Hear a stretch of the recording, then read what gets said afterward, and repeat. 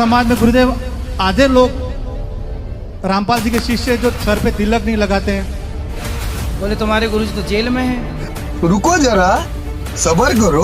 बोला धक्का मुक्की नहीं करने का, आराम से लेने का। अदालत इस नतीजे पर पहुंची कि संत रामपाल दास जी महाराज और उनके फॉलोअर्स को बाइज्जत बरी कर दिया गया है। आज हिसार कोर्ट से मेरे लिए बड़े ही आज आनंद का विषय है। चलिए, रामपाल को लेकर ये फैसला जो सामने आया बेहद चौंकाने वाला है। रामपाल के अनुयायियों के लिए एक बड़ी खबर आप इसे कह सकते हैं। साफ तौर से जीत यहाँ पर हासिल की है रामपाल के वकील ने। और इस मार्ग का कोई विरोध करेगा, भगवान का मार्ग है ये, इसमें कोई बाधक बनेगा वो अंधा गधा होगा। अंधा गधा, जैसे एक समय एक अंधा गधा रेल की पटरी पर खड़ा हो गया और उसने देखा भाई गट गट गट होता आ रहा है, कोई तुझे डिस्टर्ब करने आ रहा है। जिधर से उसने आहट सुनी उधर दोनों पैर कर लिए पिछले और दलुत्ती पिना ली कि मुझे कोई छेड़ेगा। होता राजा बना खड़ा था बीच में, उसने ये नहीं मालूम था कि तू खुद गलत स्थान पर खड़ा है, रेल के मार्ग में खड़ा है तू। जब ट्रेन निकट आई उसने अपनी शक्ति दिखाई, दोनों दुलती चलाई और ट्रेन ने पटक कर टुकड़े टुकड़े कर दिया भाई। तो पुण्यात्माओं, इस परमात्मा कबीर जी के मार्ग में ये अंधे गधे हैं जो बाधक बन रहे हैं। समय आएगा परमात्मा इनको वो सजा देगा, याद रखेगा इनकी कई पीढ़ियों तक, और पूरा विश्व याद करेगा ऐसे जालिम लोगों ने जो भगवान के मार्ग में बाधा करते हैं। इन्हें मदद करनी चाहिए। ऐसा परोपकार हो रहा है, लाखों लोगों के सुख हो रहे हैं, बुराइयां छूट रही हैं, समाज की कुरीतियां दूर हो रही हैं, इनको एक आंख नहीं सुहा रही है। इनके लिए परमात्मा ने कहा कि मोती मुक्ता दर्शत नाही, ये जग है सब अंदरे, दिक्कत के तो नैन चश्म, इनके फेरा मोतिया बंदरे।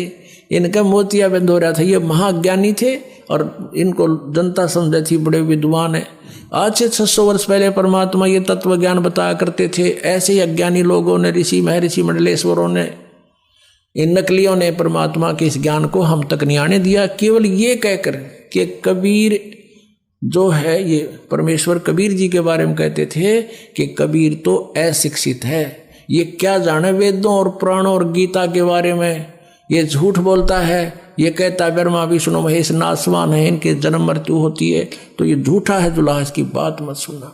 और वेदों में परमात्मा बताते थे, कबीर साहब कहते थे कबीर वेद मेरा भेद है, ये चारों वेद मेरा गुणगान करते हैं।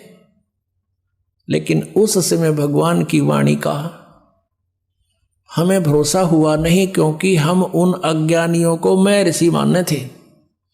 अब इन मैं ऋषियों की जो ना वो नकली, अब इनकी ऊपर का कवर उतार के दिखा दिया, जैसे किसी गधे के ऊपर शेर की खाल डाल रखी थी कुमार ने, और शेर की खाल ऊपर डालकर उसने रात ने छोड़ दिया वो खेतों में, वो आसपास के चनों को, गेहूं को, खेती को खावे, और रखवाले ऑर्डर के भाग जा, शेर आ गया, शेर आ गया।